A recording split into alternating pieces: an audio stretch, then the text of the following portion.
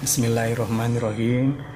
Para khalayak di seluruh tanah air, persoalan stunting atau kekurangan nutrisi kronis sudah menjadi masalah yang sangat besar bagi bangsa Indonesia. Presiden Joko Widodo sendiri menekankan bahwa stunting masih menjadi pekerjaan rumah. Karena itu, keterlibatan dari berbagai komponen bangsa, para stakeholder untuk mengatasi masalah stunting ini semakin diperlukan. Pada pembukaan pertemuan nasional yang diadakan di Jakarta dalam rangka mengurangi stunting, Presiden menekankan bahwa tahun 2024 adalah tahun yang penting karena pemerintah menargetkan penurunan stunting. Kapan stuntingnya akan selesai kalau caranya seperti ini?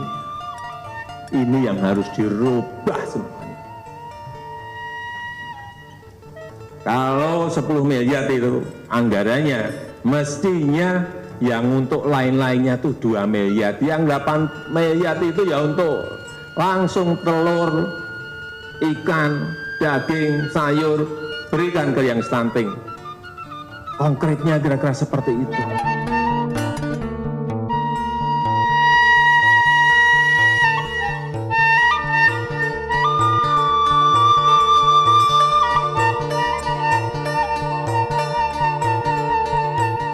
Setelah membaca lebih cermat beberapa media, akhirnya kami memilih Koran Nasional Kompas dengan alasan Kompas adalah salah satu koran yang mengklaim atau berkomitmen memberikan ruang suara kepada kelompok marginal, orang-orang miskin, termasuk adalah orang-orang yang mengalami dalam anggota keluarganya menderita stunting.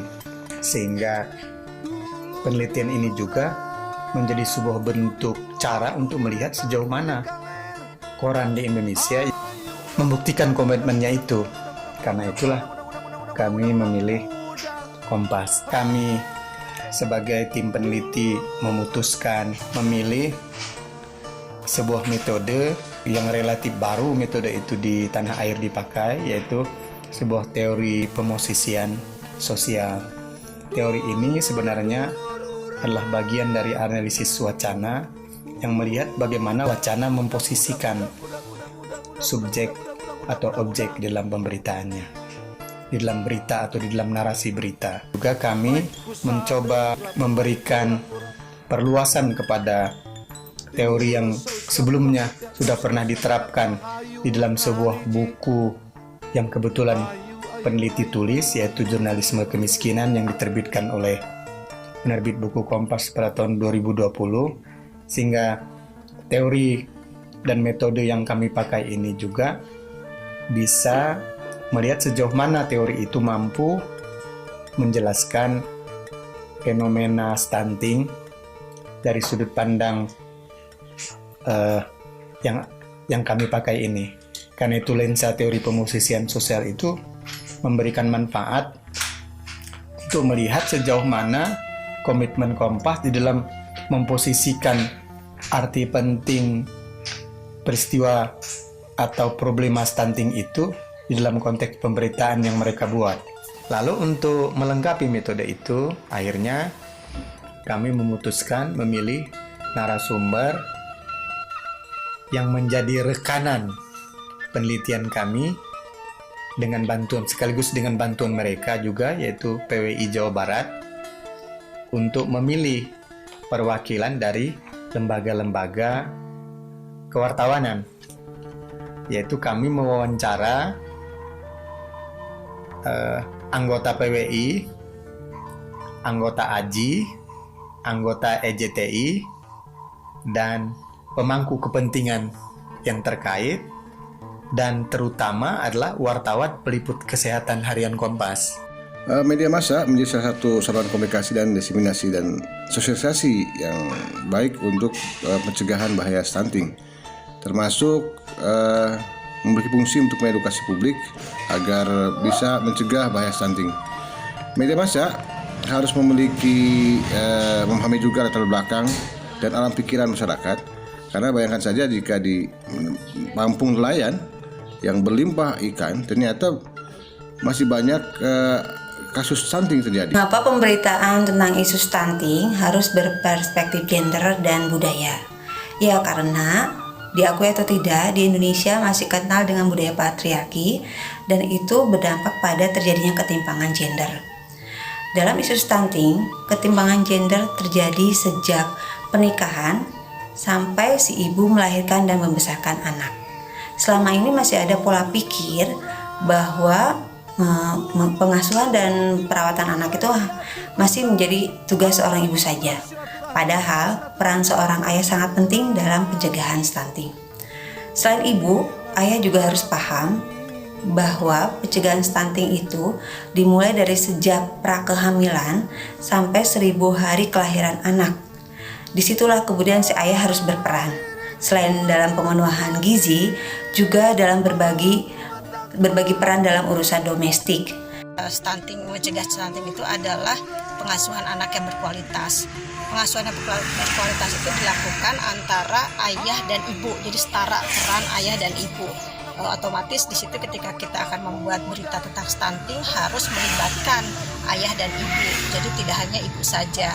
Orang tua itu sama-sama bertanggung jawab atas pola pengasuhan dan pendidikan anak, termasuk dalam hal untuk mencegah stunting. Kenapa juga harus memperhatikan adat istiadat, karena stunting itu ya program stunting yang berhasil kalau dia memang sudah bisa dilaksanakan oleh masyarakat setempat. Terkadang ketika kita akan melaksanakan program stunting, di situ memberitakan program stunting itu ada adat istiadat yang tidak sesuai dengan program stunting, dan itu artinya berita yang kita buat harus bisa jadi ambil jalan tengah, programnya masuk tapi dia juga sesuai dengan adat istiadat setempat. Penelitian ini berjudul Pengembangan Model Representasi Berita Media yang Peka Budaya dalam Pencegahan Stunting di Indonesia, yang sekarang memasuki tahun pertama. Lokasi penelitiannya yaitu Bandung dan Jakarta. Saya, Dr. Idi Subandi Ibrahim MSI selaku ketua, kemudian dengan anggota Dr. Aam Amiruddin MSI dan Erwin Kustiman MIKOM. Kami adalah staf pengajar komunikasi di Universitas Pasundan. Penelitian ini bisa terselenggara dengan dukungan berbagai pihak, yaitu kerjasama kami dengan Persatuan Wartawan Indonesia Jawa Barat. Akhirnya muncullah sebuah artikel yang berjudul Representation of Stunting in Indonesian National Newspaper Positioning the Culture-Oriented Approach.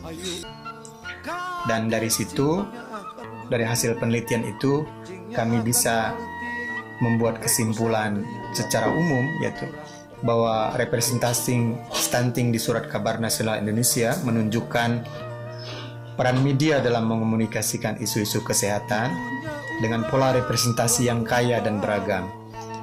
Barada mualila urang teh aya balikna, lain balik ka indung ka bapa, tapi balik geuning ka alam lahir. Baraya nu ti kota, dulur nu ti lembur.